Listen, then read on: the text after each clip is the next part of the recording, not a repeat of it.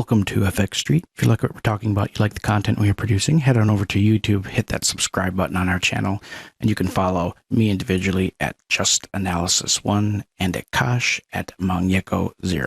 Taking a look at Ethereum here, I got to tell you, on Ethereum's weekly chart, the respect that it is giving the weekly Tenkan-sen as its primary resistance level, the blue moving average here, is pretty extensive. Not extensive, impressive. The move down is extensive, but that is fairly impressive.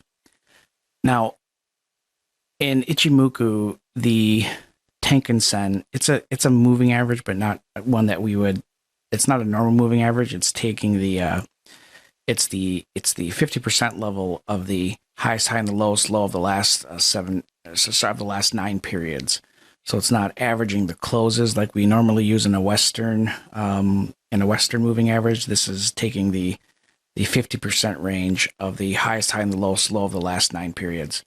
But more than that, the Tenkan-sen represents momentum, and that is displayed by the slope. And the momentum here is definitely down.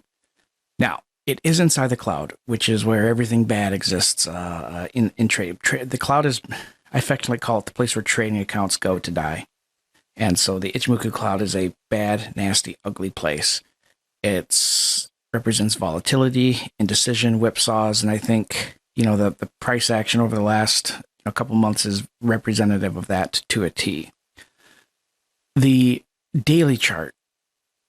Now, Ethereum confirmed an ideal bearish Ichimoku breakout on that was on Friday. Right? Yes, on Friday. But it got halted against the bottom of this bearish pennant. That ideal bearish Ichimoku breakout is the first occurrence of that we've seen show up since December 13th. And that was the resulting price action. And this has been only the second time since you'd have to go back to May 23rd. So this is only the second time that we've had that occurrence occur on Ethereum's daily chart. Then yesterday, so this is either, I don't know how to describe it, but this is developing into one crazy bear trap, or it's just a very sloppy bearish continuation. It closed below the 2022 volume point of control, which, by the way, shifted lower. And initially, that's a supportive sign if price is above it. But overall, when points of control start to shift lower, that's not a sign of strength. It's a sign of weakness.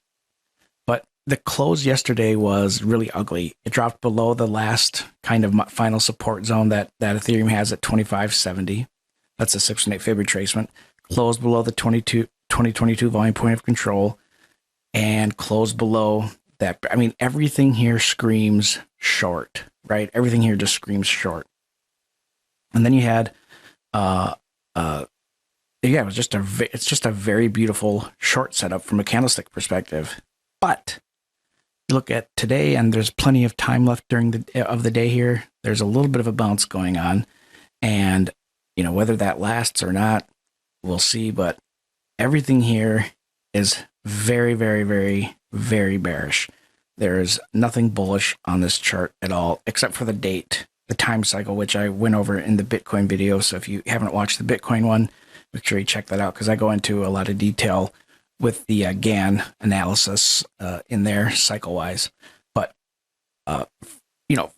Ethereum very likely to head to the next major price point in the swing, which is this fib expansion at 1800.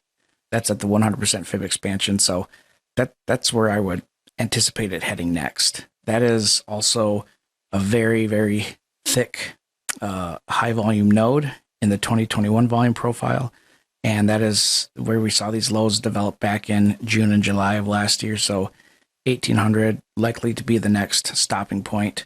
Could go lower, but as far as downside risks, until things get better, and until we talk about this on Friday, 1800 is where I would see it going down in the max. As far as upside potential, eek.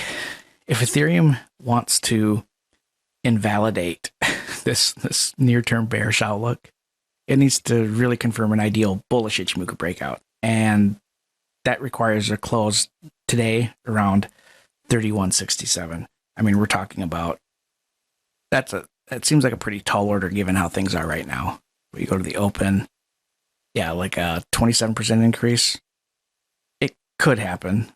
I mean, it's not outside the realm of possibility. That would be actually a very normal thing to do in cryptocurrencies to do that. But given sentiment, volume participation, the fact that it's close to these time cycle termination points, just don't see it happening very well. But so upside potential is likely going to be limited until we talk again on Friday to 2,900 and downside to 1,800. That's what I see. Hope you guys have a great rest of your day. Please don't forget to like, comment, and subscribe.